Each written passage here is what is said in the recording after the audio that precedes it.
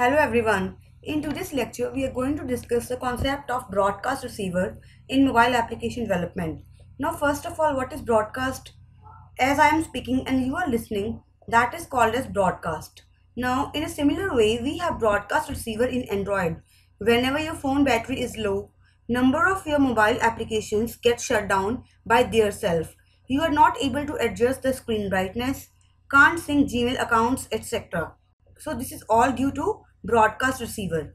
How it all happens? Android has by default broadcast receiver. Phone restarts, incoming call, you get a message. These all are the broadcast receivers.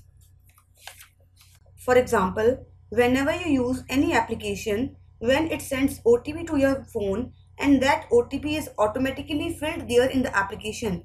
Just you can take the example of Flipkart. Whenever you do any transaction from your credit card, the OTP on your mobile phone comes and it is automatically directed by the Flipkart application. This is all done by the broadcast receiver. My receiver, and what broadcast receiver is, it is an Android component which allows you to register for an application event. All registered receiver for an event are notified by the Android runtime once the event happens. This means that whenever event occurs, the broadcast receiver comes into play. They simply respond to broadcast messages from other applications or from the system itself. These messages are sometimes called events or intents. For example, if your phone battery is low, the message come on your mobile screen that is battery low. This all comes due to the inbuilt broadcast receiver of your Android phone. Now, applications can also initiate broadcast to let other applications know that some data has been downloaded to the device and is available for them. For example, whenever you download any PDF document, after downloading, a notification comes on your mobile phone that the document is ready to read. So this is all done by the broadcast receiver. Now, how you can implement the receiver? You can implement the broadcast receiver in the Android manifest.xml file of your Android project. Now, second method is the dynamic method. By using this dynamic method, you can use the broadcast receiver in the context.register receiver method. The implementing class for a receiver extends the broadcast receiver class. This means you have to define the broadcast receiver in your class. Now, what are the types of broadcast receiver? There are basically two types of broadcast receiver. First is normal broadcast. These type of broadcast are asynchronous. That means they can run in any order. Second is ordered broadcast. This type of broadcast runs in the proper order.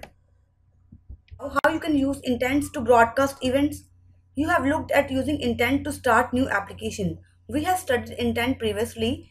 What intent do? Intents are basically used for the communication between the different activities of an application. So we can also use intent to broadcast message anonymously between component by using the send broadcast method. As a system level message passing mechanism, intents are capable of sending structured message across process boundaries, as a result of which you can implement the broadcast receiver for the listen and respond to these broadcast intent within your applications. Broadcast intents are used to notify applications of system, extending the event-driven programming model between your applications. Now, how we can use intents to broadcast the events? There are two steps to broadcast the events. First is to create the broadcast receiver. First is to create the broadcast receiver. Second is to register that broadcast receiver. There is one additional step. In case you are going to implement your custom intent, then you have to create and broadcast those intents. Now, this is a way through which you can use the broadcast receiver in your defined class. Now here, my receiver is a class name that is extending the broadcast receiver, and here is the override function that will override your receiver class. Now a broadcast receiver is implemented as a subclass of broadcast receiver class and overriding the onReceive method, where each message is received as intent object parameter. Here you can use intent to broadcast events. Second step is registering the broadcast receiver. You have to register the broadcast receiver by using the Android manifest.xml file. Let's take an example. If we are going to register my receiver for the system generated event, that is action boot completed. That is, whenever the booting of the system is completed, the action has to perform, which is fired by the system once the Android system has completed the boot process. Now what this diagram shows, this is an Android system and this is a broadcast receiver. What broadcast receiver will do? It will register for intents to observe, and if there is any intent in the Android system, the Android system will give the notification to the broadcast receiver that the intent has occurred. Now this is a way through which you can register for the broadcast receiver.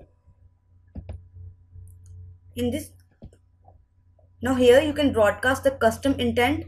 If you want your application itself to generate and send custom intent, then you have to create and send those intent by using the send broadcast method inside your activity class. Now here in your activity class, you have used the send broadcast method, and intent will be passed as the parameter to the send broadcast. This intent, custom intent, can also be registered in similar way as we have registered system generated intent. Now what we discussed in this session we have discussed what broadcast receivers are, what is its relation with intent, and what are the steps to create a broadcast service. In the next session we will discuss the practical example to create a broadcast receiver. Thanks for watching this video.